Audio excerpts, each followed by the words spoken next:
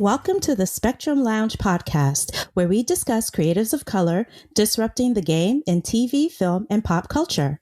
I am your host, Rebecca Theodore-Vachon, and on this episode, we chat with actor Kelvin Harrison Jr., who plays musician David Cliff in The High Note, directed by Nisha Ganatra. Welcome to the Spectrum Lounge, Kelvin. Hey, thank you for having me. I'm so happy you're here. And I just want to start off because I was like, if I ever speak to Kelvin, I was like, I just want to say I am so proud of you, young man. I really am. Thank you. I appreciate that.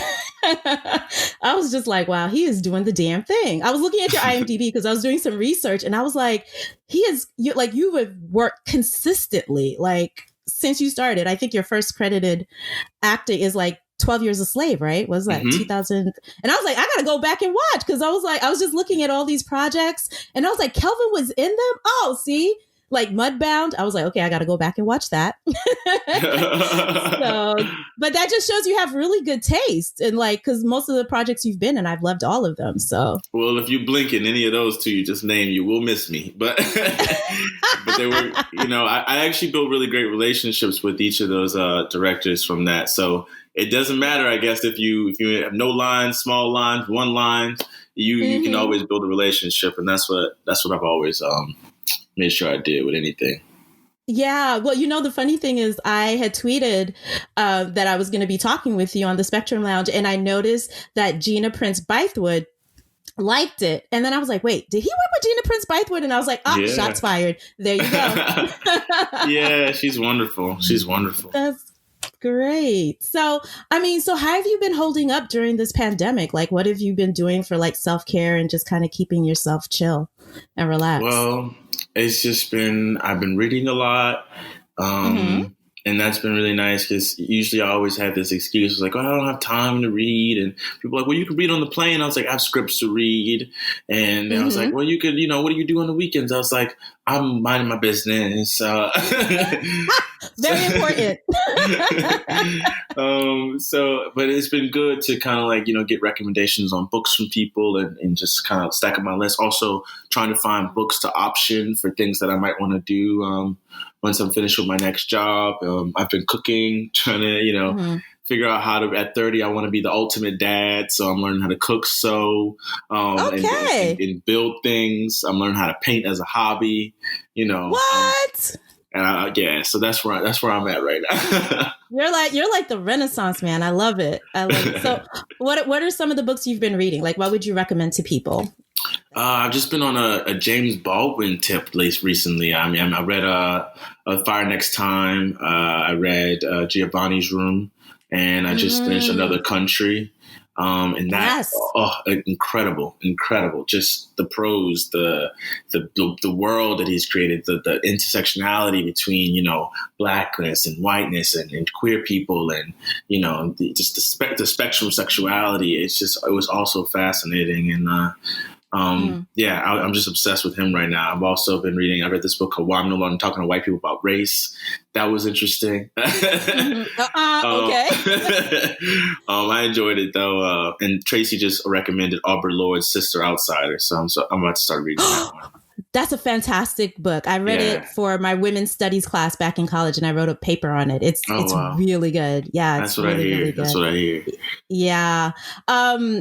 Speaking of James Baldwin, Another Country, I loved that novel, and I do remember reading that because I think Beale Street was the first movie, at least on the American side, that's been optioned. That was directed by Barry Jenkins, and I've been hearing that they're looking at Another Country, and I've heard that Jake Gyllenhaal kind of has his eyes on it or whatever. So yeah, but I can totally see you in that. I could totally, like, if you get like this really dope ensemble cast, like that definitely needs to be optioned. So I'm gonna keep my fingers. Yeah. That's good to know, Jake Gyllenhaal, because he's interesting. I'll have to find out. I'm gonna have to email Jake. Be like, sir, what's good? What's going on, bro?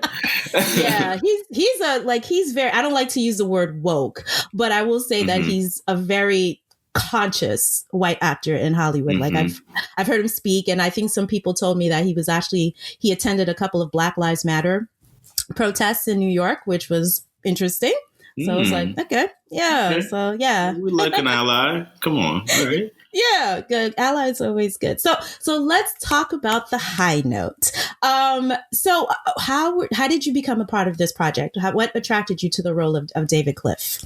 Oh, well, I originally read the script maybe a year before the audition process even started. And I love the story, and I love what Gray's story represented. And I found, I wasn't in the space to really even be interested in romance that much at the time. I think I was going through like a breakup, and I was like, I don't believe in love. And then I was also, I also was like focused on just being in these like, really serious dramas. And that was where my head was at. I just didn't feel like what business do I have doing this? So I kind of said no. And then, it came back around. I said no again. I didn't want to even audition or take a meeting. And then it came back to me once again after I had finished Waves. And my agents were like, listen, man, you really got to find a studio movie. I know you love your indies, but we got to find you a studio movie. Please just like take the meeting. And I was like, okay, fine. Right. And I met with Nisha, and, our conversation was so wonderful about just what it meant to be a young Black male to kind of assume this romantic male position now, and what it meant under this story that wasn't necessarily the guy has to get the girl to prove to his buddies because it's some type of bet or something like that, or whatever that might have been, or because he has no game. It was like he wasn't any of those things. It was just about respect for the gifts that they had, and it was about perseverance, and it was about sometimes that self-doubt, getting the best of us and not allowing us to kind of like take the risks, and knowing that the reward will come in time if you keep going after it. And I found that really inspirational. And I wanted to kind of take part in it because of that. Right. So did you know that Tracee Ellis Ross was connected to the project at that point, or did that happen after? In the beginning, I remember when I first read it, no one was attached. And then the second time I think, Dakota was attached. And then they finally told me right before I auditioned that Tracee was doing it. And I was like, yes, I just want to meet her. I just want to meet her. I want to be in the same space with her. I want to hear her talk. I just, that's the end. Yes, I'm ready. Sign me up. I'm ready to audition. Right. And I think it's cool too, because like you and Tracee sort of have that connection of, you both have parents. They're sort of like music legends, her mom being Diana Ross. Your father is a famous jazz musician, correct? As a jazz musician? Yes. Yeah. So, how did you two kind of connect on that level, or how did you use, because your character is a child of two musicians. How did you use that in creating or crafting the character of David? Oh, it was so funny too, because I remember telling Tracee, I was like, we have more in common than Miss Ross. I was like, my mom used to do this show called Where the Girls Were, and she would play divas. The show's about all the most influential divas of the time, of like that time. And she would do Tina Turner and Diana Ross. And I remember being a kid and watching her do it. And my mom's an incredible dancer and an incredible singer. And, she's not, I wouldn't say she's a good actor. And so if she listens to this, you're not a good actor, but, but you have a beautiful voice. Oh my God. But, she was, when she sung it, she gave a piece of herself every time. And one of the best things that Tracee gave us was she brought us to Vegas one day to see her mom perform. And we flew, and, she put us in this really nice hotel, and we went to her mom's concert, and I got to meet Miss Diana on stage. Like Tracee got up and Tracee said, come up with me. And I went up with her, and Miss Diana Ross was like, you want to sing a song? And I was like, no, I'm too scared. Right. I was thinking if Tracee sings, I'm not going to disgrace your stage like that, ma'am. But it was so surreal to see the levels in which this kind of played out in our lives. And, these icons that have inspired us all the way down the line to my mother, to me. And that journey that we had to overcome that night, we talked about, what we have to overcome to be here right now, to be singing in a studio, to be, we both strayed away from music to become actors because we had art in us. We had story in us. We just didn't know how to incorporate that musical side that's always lived in us in this and now's our moment. So it was truly beautiful. Wow. Because one of the things I really loved about David's character is that, we are introduced to him and then we find out that, he's this young Black man who's has money. He's clearly privileged. But I love the fact that there was it wasn't a big deal. You know what I mean? He was just yeah, I got money and this is my house. And, and really the challenge for him was really, like you said, overcoming sort of this imposter syndrome that he felt within himself and figuring out if he was good enough. And I just love that it just gave him space to kind of explore himself, both emotionally and musically. So speaking for music, I mean, I know that you were trained originally as a musician. Then you segued into acting. For singing, because I know you also sang in Godfather of Harlem too. What did you feel comfortable with it, or was that something where you're I don't know if this is my lane, I'm not sure? Oh, I definitely didn't think it was my lane. Like I said, I love music, and I grew up just immersed in it. Being in church, playing the keyboard, and I would sing background vocals a little bit for my mom was that was a spiritual experience, in every sense of the word, because it's so egoless, especially gospel music. It can be. I mean, I've known some people that do make it about my riffs and my runs, but at the same time, I think at its core, it's so much about just bearing your soul, because we all are so grateful for, this life we have and for the gifts we've been given. And we want to give glory and honor to this to God that we all mutually believe in. And I think that is how I perceived music, was that side of it and the intellectual side. But, doing it again now, I was well, that was not about me. This seems like it's about, what do I have to say? How does my voice sound? I just became really insecure about it. And I just overthought it a little bit. So it took a lot of people to kind of shake me out of my comfort zone. I was like, what did I really sign up for? I knew I wanted something like this, but am I about to be roasted on a Black Twitter when this movie comes out? You just don't know. These are the things you think about. Because my mom told me when I auditioned for this play called Choir Boy on Broadway, and my mom was like, what's it about? And I was just explaining to her, it's about these guys in the church. And she said, how you got to sing like you've been in the church? And I was like, yeah. She's like, you don't have that voice. Oh, no. She was like, come on, we know better. She said, we watched American Idol. We stay in our lane. And I was like, fair enough. So I've always had an awareness to it. But I do think that this movie was different, and this character had a different thing to say. It wasn't about who can do the best riffs and runs. It was more about his narrative and his confidence building, and having more of a soulful touch to music than the technical side.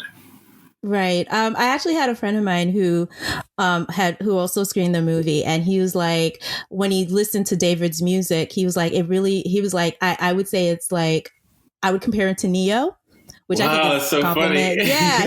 He has a Neo vibe. And I was just like, yeah. And I was like, the songs that David is singing in this movie, I was like, you could easily put this, on Hot 97 or Power 105 or whatever. So when you were creating David's character and just his musical sounds, were there any singers that you were thinking about specifically for inspiration? Oh yeah. I mean, I love that Neo came up, because I naturally, I think with my church sensibilities and just being that well-to-do Black boy, that's which I think Neo kind of has that vibe with swagger a little bit, but he's kind of, yes. Neo's always been fun to watch, and we root for him. We always root for him. And I think I did want to have a little bit, especially in the rom-com space, of him, because he feels familiar. He also feels nostalgic. And he reminds us of a time that we all loved listening to music and dancing and singing along. And when the club track would come on, or wherever it might be, you love Neo. So he was definitely something that was in mind. I also looked at Anderson .Paak. I thought of Daniel Caesar and Leon Bridges, Gary Clark Jr. So it was trying to combine all these guys together to make the the most ideal musician within the rom-com space. Yeah. Because I think this could go a bunch of different ways. You can go this could go a lot of different ways. Who would I want to see? And so yeah. Yeah. And the other thing I was mentioning to my friend, we were watching, I was like, he's got the freshest haircut. Like his hairline is just impeccable. I was just like, wow, this was good. I was like, yes, I'm living for that. The waves, everything. Yeah. On point. We and the hairstylist talked about that. We were just like, because I was like, what are we going to do? I was like, I don't want to do like the little high top thing. I've done that. I was like, I don't want to shave it, but I don't want to be too like an indie or whatever that is. I want something that feels familiar. I was like, we got to bring back the Rico Suave waves. We got to bring back, you know what I mean? Like they're just endless, just constant swimming. And I was like, we got to have the crisp hairline. So I got a haircut every day. The haircut would take 2 hours. Every day I would get a haircut. It would be down like the barber was Rob. His name is Robert. If you find Rob the barber, you're going to know you're going to get the best lineup in the game. He wears a white coat. He's a white coat barber. He's a doctor. Wow. All righty. Yeah, I saw the medicine. I saw it. Yes, you saw the medicine. Yes. That's amazing. Yeah. His whole look was like his wardrobe, everything. I was just like, yep, that's pretty much it. So I mean, so who produced because I know Rodney Jerkins was one of the music producers on The High Note. Did he produce your David's music as well, or was that someone else? Yes, he did all the music for it. He's incredible. Yeah, he's incredible. Yeah. I remember walking into his house and seeing like the Whitney platinum album stuff on his walls, and Michael and Mariah Carey, and just thinking to myself, oh my God, like this legend here. He would tell us stories about how Michael would play video games in between takes of Michael Jackson? Yeah, he said he loved to play video games. He loved cartoons. He loved stand up and stuff like that. And, it was just so cool because we just get these little snippets. And, and Tracee, also has like, her family has a relationship. So hearing their stories back and forth was just like, every day felt unreal. It just felt unreal. Oh, that's great. So I know there's at one point in the movie where you do sing with Tracee on stage. What was that like? I think we both shared this experience that felt so emotional and vulnerable and just exciting. It was like, the way Tracee described it was like the kid in us when we were like 7 years old that dreamt of singing on stage with the lights and the audience and the cool clothes. It was like we're screaming in that moment, just being like, look at us. And the adult versions of us were just like, just happy that the kid version got to experience their dream. Just showing that it's really possible. And like, I just remember looking in her eyes and just seeing so much depth and so much love that she had for this opportunity. And it was magical. I don't think I'll ever be able to experience something like that again. I'll always remember that as my first time performing in front of a live audience, even though it was a movie set, but it still felt real to us. So yeah, and we just joked around a lot. It was a good time. We have all this behind the scenes footage that we might post one day of us just being silly. Oh yes, I want to see that. So I mean, while I was watching the movie, because when you and Dakota's character meet for the first time, and you guys are kind of, exchanging like, your love of music or the musicians you listen to. And one of the musicians, a running joke between the two of you was like Sam Cooke, where you kind of are like, oh, who's Sam Cooke? And then you end up singing a Sam Cooke music song right afterwards. And then I thought, oh my God, and then I thought of the connection in Godfather of Harlem, where your character actually meets a actor who plays Sam Cooke. Because I was like, I have to speak to you about Godfather of Harlem because I got to binge watch it maybe a few weeks ago. Wow. And I have to tell you, it was such an emotional roller coaster watching that show. I mean, of course, we know that it follows Bumpy Johnson after, spending some time in prison. And so he's back in Harlem in 1963.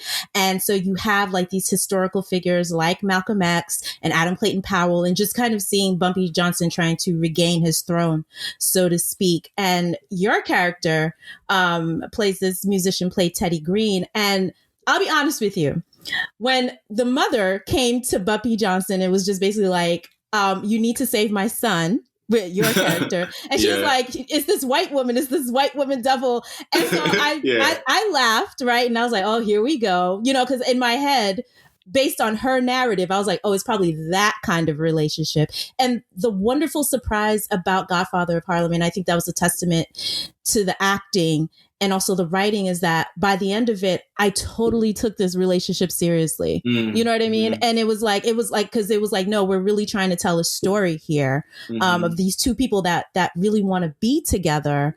But you have all these circumstances that are tearing them apart. So for Teddy Green, how did you get that role? And what was it like working with Forrest Whitaker? First of all, thanks for watching the show. That's so cool. Yeah. I was like, no one's going to watch this show. I remember it was right after Waves. I was like, man, what am I going to do after this movie? I need another project. And so TV was on the table, and I've always been a little bit hesitant to take on a TV show because I have a fear of staying on something too long and not having enough. There are a lot of cooks in the kitchen with TV, and sometimes if you don't really know the showrunner, or you don't have a relationship with the studio, you can just kind of get brushed aside. And I was like, my career is just starting. I didn't really want to be locked in for 7 years. So they, my agents really convinced me to do it. I taped for it, and then Chris Brancato, the showrunner, was really nice. He Skyped me and he offered me the role like the next day. And I was like, whoa. And then, they started doing the numbers and I was like, oh, whoa, this is what TV money looks like. I was like, sign me up. I was like, I haven't seen that. I've been doing indies and they can pay a couple rent bills and that's about it. Yes. So that was how I kind of started with the show. And then suddenly I remember going to Monsters and Men Press and JT Leroy Press in Toronto Film Festival and Assassination. And then suddenly being in New York, I had moved. I lived in Greenpoint. I got this little loft right by the studio and we were in it. I was, trying to learn, taking guitar lessons every week and meeting Lucy Fry, who plays Stella. And we were just kind of trying to figure it out. And so Forrest, rooted for me for this role because I think they were maybe leaning towards another guy. And I think Forrest saw this video of me singing in my bathroom. And I was singing a good song about this. This is a beautiful song. I forgot what it's called, but about this guy who drives a minivan and he's just an ordinary dude. And but people applaud actors and entertainers on stage because of what they do. But the real heroes are the people, basically essential workers every day that are out there hustling their butts off. Yet I'm the one that's celebrated. And I guess that meant something to him because he brought it up to me. He's like, that was a great song. And I was like, I didn't write it. He was like, oh, well, just don't tell nobody that. And but it was just cool. I didn't get to work with him that much, as you saw in the show. But the moments I did, there was a lot of wisdom. And, he really taught me how to really look and find interesting choices and different colors and scenes and not settle for the obvious, just to really push the boundaries and kind of go for it. Even if, TV doesn't really allow us a lot of time, but that's even more of a reason to go for it and not be safe. So, yeah. Right. Oh, that's great. And I mean, it's so great to be able to, as a young actor, to have like these mentors, someone like Forrest Whitaker, and then, with Waves, being able to work with Sterling K. Brown. Because I know we had met when I did the Oscar panel for it. And by the way, your impression of Sterling K. Brown to this day still cracks me up. That was the best thing ever. Oh my God. I was listening to him every day. So I was just like, this man's voice is in my head. I was like, I gotta let it out. So what kind of wisdom or what kind of advice did Sterling impart to you while you're working on Waves? Well, I think he just taught me how to, he said, relax, loosen up a bit. I think, I think he respected the fact and he completely understood, why I took it so seriously. And I think he appreciated that, I knew the moment I had and I knew the the complexity of the movie we were doing. And he was like, I can tell that you do this a lot. You get really locked in and you take it very seriously and almost to the point where you might be killing yourself. He's like, just breathe, man. He was like, relax, take the weekends off. I think, him explaining the balance between having a family, he doesn't have a choice in a lot of ways. He has to kind of come in, do the work, leave it at work, go home, take care of his wife and his kids. And it creates a balanced lifestyle. And so he really becomes, when he's on, he's on. And when he's on, he's giving 100%. When you're on 24/7, are you really giving 100% on the day? Are you really giving your full self? And also, what relationships are you beating up during the process? So I think he really taught me about balance in the work and not taking it all so seriously. Right. So it was a relief. I think that's also why I did the rom-com afterwards, because I was like, he right. No, it's a good balance. I mean, like, thinking about your career, like, I love the fact that you're just able to kind of show like this flexibility and this range. Like, you can play, like, you can do like these intense dramas like Waves or Loose, and then you can do The Photograph where you're kind of like the goofy, sidekick. And, and I think that's just so important when you're building your career as a Black actor, because you don't want to be boxed in as like, that actor, that I just want him for that role. But it's like, no, we have range. Because we always talk about, Al Pacino and Leonardo DiCaprio, but I'm like, but Black actors have range too. Right. When we're allowed to have range. We're allowed to have range, yes. Because, what's interesting is, because two of the movies that came out that I loved Loose and I loved Waves. And I love that you were able to play like these characters in a way that were controversial, that didn't exactly fit into a box, so to speak. Because I've had conversations with some people about Waves.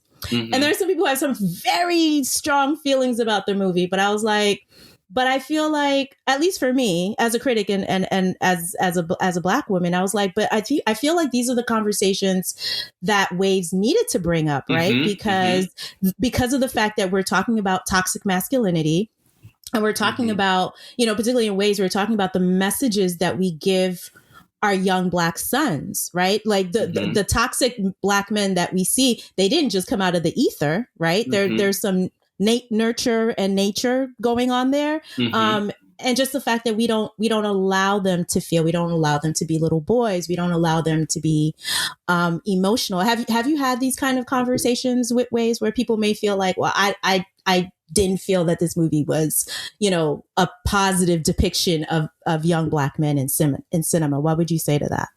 I feel like everyone's very polite and no one really talks to me about them, but I do hear about them. I get this. I see screenshots sent to me, and I do hear about them, and I get it. But I think, like you said, I do think the conversation is necessary. When I'm doing movies like that, it's always about asking myself, what's the intent? What is my intent with doing this? I understand the complications and some of the things that may go unseen because of the other elements involved. But one of the beauties of working with Trey was, it first started with trust, love, and knowing that there was a mutual respect for one another, that he wouldn't intentionally try to, to do anything that will perpetuate the stereotypes, right? But, there's only so much he knows. There's only so much I can educate. There's only so much we can do with the story when the focus was really about family, and it is about, like you said, toxic masculinity, about the father-son relationship, about young men feeling like they can be vulnerable, they can speak up, they can be different. And what Sterling and I always talked about was, what does it look like for Black people with white people privileges? That topic hasn't been discussed. How do we navigate, some of this nuance discussions about Black excellence and coming into overcoming the obstacle of when your parents may have been, working on the field or working on the ground or whatever like that. And suddenly they did enough to develop a business and to give you some opportunity so that you can go to the best schools. And what is it like when you're exposed to kids that, you normally wouldn't move into neighborhoods that could be predominantly white? That's a thing as well. And what influences have you gotten? I think all of these things haven't been touched on. And my only concern sometimes is I have to, accept the fact that when you're diving into that, most people won't relate. It's like the difference between you listen to the Baby and Pop Smoke versus Stormzy. Completely different upbringings, completely different things they've been exposed to. Both of them in their own right. One's about brotherhood and community, and you're speaking to the relevance of what they understand, and some people won't relate to that. Stormzy is from London, and he speaks on so many other topics, and I think both of them are wonderful in their own right, but it's about that spectrum of blackness that we have to sometimes accept. And with that, and I think, unfortunately, I think we only get those opportunities sometimes when we take the risk with a white filmmaker. And I think it's because sometimes that white filmmaker gets the movie that the studio will greenlight that maybe the other filmmaker wouldn't have gotten greenlit, unfortunately. And so what do I have to do as a performer that, as an actor, with a little bit of, I guess, some type of say or agency within the field, is take that opportunity instead of giving it to the white boy, which, he could do it. It's a movie we have seen. We don't care about it. It offers nothing to our community. It offers nothing to the world. Whiteness exists, and most of the time we like to look at the world as if it's through a white prism. That's not how humanity is defined. So I get the opportunity to kind of like pinch and poke and shift things around. It's not going to encapsulate everyone, but it is going to touch on a few topics that need to be touched on. And also, if things are, I think, problematic, I like the fact that there's an argument about it because it addresses it for the white filmmaker, for the white audience to see it for themselves. And it also allows us to be a little bit more aware and maybe hold us a little bit more accountable moving into our next project with evidence. And I can bring receipts and be like, this is why this is not going to work for you. So if you listen to me, I can show you the backlash that will happen. So I can't take offense to any of it. I think it's all a part of the growth. It's all a part of the process. And I love criticism. It's good, hard, but good. I love that you said that. I absolutely love that you said that because, there's been this conversation online and sort of offline too, with Black critics where, there's this pressure, right? That when you have a project that comes out with Black leads or Black talents, there's sort of this feeling that, well, we don't get that many opportunities and we don't get that many movies made. So it's sort of like this idea that if a Black movie comes out, it's sort of like you can't really critique it too hard. You know what I mean? Like and I feel like in a way, I mean, speaking as a Black critic, I was like, that's sort of a disservice. You know what I mean? Because I mean, again, all criticism is an opinion. It's an informed opinion, but the same way that we should be able to, the same way that, a movie with white leads, right? You know what I mean? Can be critiqued, then with Black leads and Black creatives, we got to do the same thing too, right? You know what I mean? And so, but then I think about what you said about like the opportunities, sort of that double standard, the opportunities that Black filmmakers don't often get to tell like these complicated stories of Black narratives. And then I think of Loose, which to me is like a miracle in itself because, for years when I always said this, I was like, I cannot wait for a really good, emphasis on good, a really good and complicated Black psychological thriller. I have been waiting for years. We had some that came out. Can't say they were good, but with Loose, I love the fact that it was actually directed by a Black director with Julius Ona, and then it had this Black lead, and it was great. I was like, this is the movie that we're waiting for. Like, at least with Black criticism, like this is what we're fighting for, is for movies like Loose to be able to find a space. You know what I mean? To be able to have that nuance in order, and also for Black actors too. I'm like, all Black actors don't want to play heroic figures. Like, that's nice, right? But the real meat of drama, I mean, you can tell me, I mean, the real meat of the drama are playing characters that are less than virtuous, right? That are complicated, that might be villainous, that could be living in the gray. Yes. And, one of the things that when I was, one of my favorite actors of all time is Viola Davis. And me and my friends, when we would grow up, we just watch her interviews and hear she would talk about character. And she was like, the people that I know aren't always brave. They're not heroic. They're not perfect. They're sexualized in their own way. They're seen in their own heroicism in their own way, and they're vulnerable. And sometimes they're scared, and sometimes they can be manipulative, and they can be nasty, and they can be, it's the complexity of a human being. What are we all fighting for, and how do we choose to get there? So when I'm looking for roles, it's not necessarily I want to be the perfect something, or I'm trying to fit into anyone else's box of what someone else did. I'm like, there's so many humans, we've evolved so much, and what people look like has also changed. If you talk I could yell outside the balcony and be like, excuse me, tell me what's your favorite, who's your favorite artist? And you'd be like, interesting. Why did you like that? You know what I mean? Like, why do you like these clothes? Everybody's so different. And so I think when I'm looking for roles, it's not looking for. It's just not looking for the thing that's been seen before. What's the point? I just think we most likely we've seen it. I think also a lot of times I get this thing where people kind of go, well, you're like, some people say you're like the next Michael B. Jordan, or you're the next Will Smith, or you're next Denzel, or da da da da. And I'm just like, can I not be any of those things because they've already been done? Denzel's done a great job at what he does, and Will Smith's done a great job at what he's done. They open up doors for all of us. Michael B. is doing his thing over there, and now my goal is to open up another door that they didn't get to open because of the sacrifices and the things that they've worked so hard to get us. Now my job is to take all of those things and shake it up even more.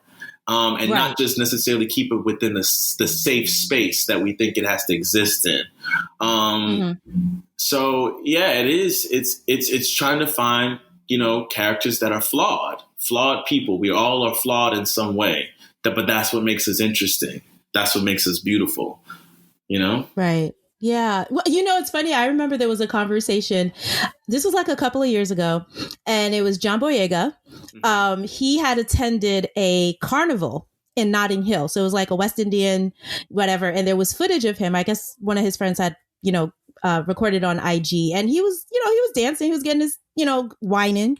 And then what was interesting is he got some flack. He got flack for that. They were like, well, you're a character in the Star Wars franchise, and that you should not, be acting like this. Like this is not becoming behavior for a young Black actor in a Star Wars franchise. And we can read what's underneath there. And then there was actually somebody who said to him, I don't know if this person was white or Black, but they were like, well, Mr. Boyega, they were like, well, you're supposed to be the next Denzel Washington. And Denzel Washington wouldn't be caught dancing. And John Boyega was like, I'm not trying to be Denzel Washington. Right. Which goes back to what you said. He's like, I'm not trying to be Denzel Washington. I love Denzel Washington. I'm trying to be John Boyega. That's who I'm trying to be, Right. So yeah, that's crazy. But yeah, it's like, I think about actors like you and Lakeith Stanfield and Brian Tyree Henry. And I'm just like, we have to be able to give Black talent and Black actresses too. We have to be able to give them that space to play. Yeah, to play. Like when you think of somebody like Al Pacino or Robert De Niro or any, of your white faves, it's like, if you look at their filmography, a lot of the roles that they play are very flawed characters, right? And so I'm just like, yeah, I just always feel like that's how you grow as an actor, to do that. Yeah. And I also think it's just like we have to be careful of,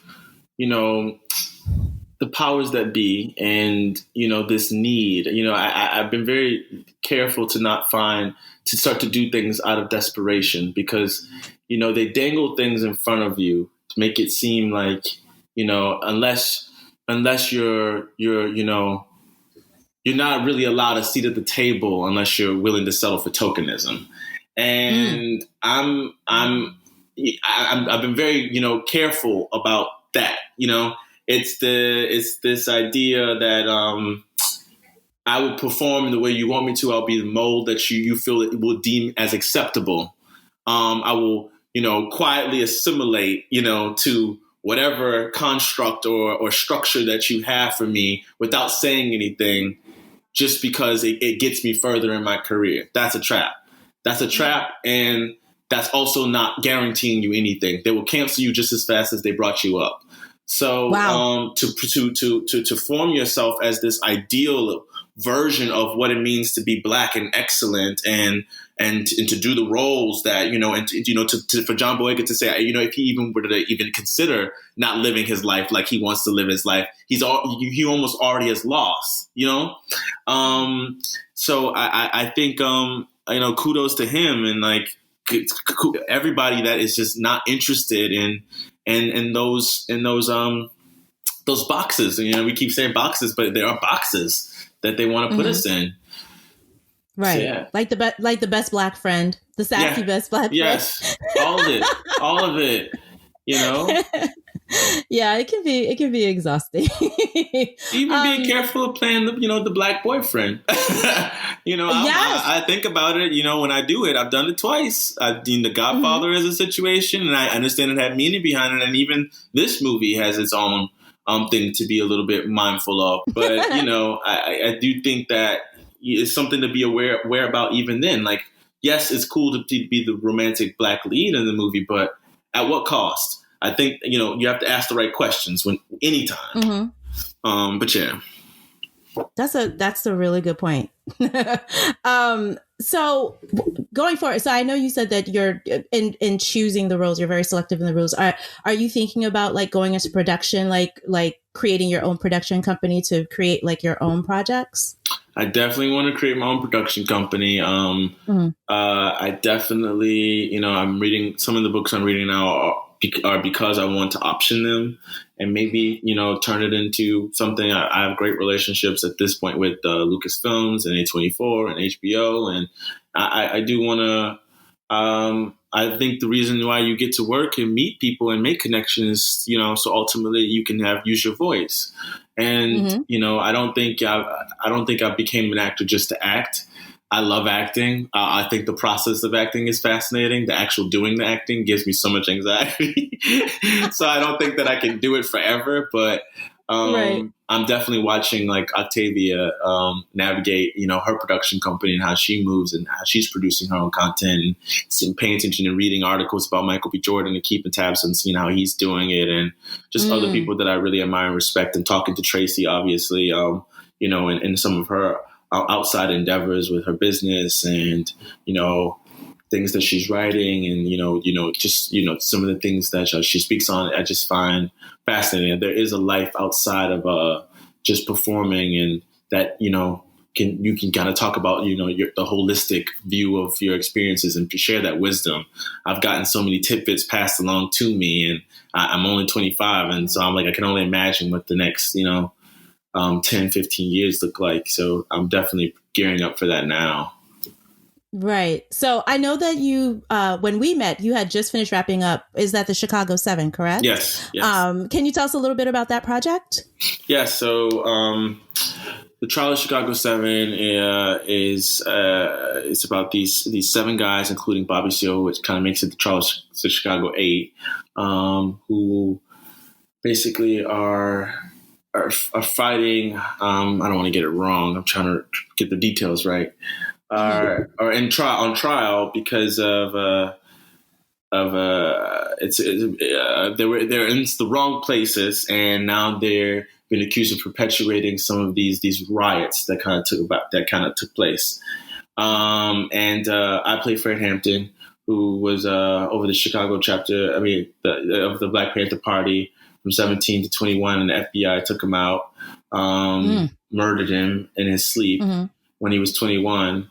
And pretty much I kind of come into be Bobby Seale's voice when they don't give him the right to have a lawyer in court. Right. So it's honestly probably one of the best scripts I've ever read. It's very interesting. The Sorkin's perspective on it is very Sorkin. Yes. I'm looking forward to that. Yeah, it's sharp, it's concise, it gets to the point. It's very funny at moments. It has those Mark Zuckerberg and Social Network type snarky comments back and forth to each other, and it's really great. And the ensemble's great. It was like to see Eddie Redmayne, Mark Rylance, Frank Langella, Sacha Baron Cohen, Jeremy Strong, Yaya. and then little as in Yahya Martin the second. Yes. That man is everywhere. He's everywhere, and he's everything. He's all the things. He's so good. He really is. My mouth would drop every day on set, and I'll just be like, "What is this? Was Juilliard? Is that where you went, sir? I need to sign up. Take me there." Yeah, I think he went to, because I was talking to Mamadou Ache the other week, and I think like they're part of like this Yale drama school clique. It's like him and Brian Tyree Henry. Yes. And so like they're, and I was like, "Do you guys have like a group chat?" He was like, "Of course we do. Of course we have like a group talk." Jeremy O'Harris, I think, is in that group. Oh my gosh! All the young ones that's making noise, the good noise. Yes. That was amazing. Melodies from Yale. Yes. And, because I'm thinking about like other young Black talent. I don't know if he went to Yale Drama School, but I just binge watched Hollywood on Netflix. And Jeremy, oh my God. Yeah. And then Jeremy Pope is in the movie, and he plays like this gay Black screenwriter. And so it takes place in Hollywood in like the 1940s. So it's sort of like this what if we had Hollywood that was free of like sexism and racism and, anti-Semitism. And so it's just like, wow. Yeah. So you and Yahya working together. I love it. I love that you guys are in the same movie together. What are you like? Did you guys have scenes together or? Yeah, I mean, most of it all was in like it were big ensemble bits. So I think everyone was always in the scene together. So there would be no private moments, but it was cool just to kind of even have our like side banter. Because we were only two people of color in that whole courtroom as the time was, other than the Black Panther party that we brought in. And so it was kind of cool to kind of establish that world and share little like stories about what we had been reading or researching at the time. And, so it was good. It was good. That's great. So a little birdie, I'm talking about Twitter here. A little Twitter birdie. I know that you had posted, I think there was a picture that was posted on Instagram where it was you. I think you were on the cast of Euphoria, and people are like, "Hey, is Kelvin Harrison Jr. going to be joining Euphoria?" And somebody was like, "Please ask him that." And I was like, "All right, I'll try not to like piss him off for his publicity." I was like, so it's like, is it a no comment? Yes, yeah, you can confirm. Is that a show you'd be interested on being? I am in Euphoria season 2. We were just about to start shooting right before the lockdown. No. Are you serious? Yeah. Oh my God! Bummer. Yeah, but you are part of. I'm so happy to hear that because I love Euphoria. I'm obsessed with that show. That's so when good. when the news came out, and I was like, I totally see Kelvin on Euphoria. Of course, he's on Euphoria. That makes sense. Yeah, because I felt like Waves, and I always said that like Waves and Euphoria are like in conversation with each other. As far as like with the aesthetics and just the way that they're kind of framing the teen narrative. It's so funny that Waves almost didn't get me this job though. Are you serious? Yes, the role that they want me for that I'm doing is just like not at all what Waves is. And so, they were just like, I don't know. After Waves, I don't really know if he could be in the show. Oh no! So I had to reconvince them. It was a lot of auditions, but it all worked out. So I can't wait to start. You should not be auditioning for anything, and I'm declaring this for you as of 2020. No more auditioning for Kelvin Harrison Jr. Just hire him. That's it. Y'all, listen up. I like this idea. So what advice would you give for any Black actor that's listening to this, actor, actress, and, what advice would you give them as far as like keeping longevity in this industry? What advice would you give them? Just, I just find ways to be encouraged. Surround yourself around people that inspire you, people that are doing the things that you want to be doing, people that are willing to do the work. That line in Waves is real. We do have to work 10 times harder than the white guy. And I just, it's easy to kind of want to back down and feel like it's impossible. But it's really not. We can control and do whatever we really put our minds to. If you really want to do it, you'll do it. This is one of the only industries that I think if you continue to work at it and continue to have perseverance, it'll work out one day. You just can't give up. Don't let the powers that be make you feel like talking about racism that make it feels like it fuels racism. It doesn't. You are entitled to articulate your existence however you choose to. And that will ultimately, with integrity, you'll also always get results. So don't do anything you don't want to do. People respect the man that believes in himself, that stands in his worth, and shows them what he has to offer instead of tells them what he's going to do. So just do the work. Do the work. Great. Do the work. I love that. Well, thank you so much, Kelvin. Thank you for being on the Spectrum Lounge. I'm so happy we had this conversation. Yeah, I'm so glad I finally got to come. We had such a good time last time. So thank you. We did. Thank you. So thank you for listening to another episode of the Spectrum Lounge. See you on the other side. Oh, and the high note drops on VOD, digital release, May 29th. And we can also expect the soundtrack. Correct? Yes. For the high note. So yes, please look for it, download it, and we'll be doing that. Hopefully, maybe they will be able to do like a live tweet of the high note. Hint. We're doing a live. I think so. I think we are. Right, Brandon? Oh, fantastic. Yes. Yes. Wonderful. Yes. Okay. Let me know. I'll be there. I'll make sure to circle that on my calendar. So. Sick. All right. See you guys.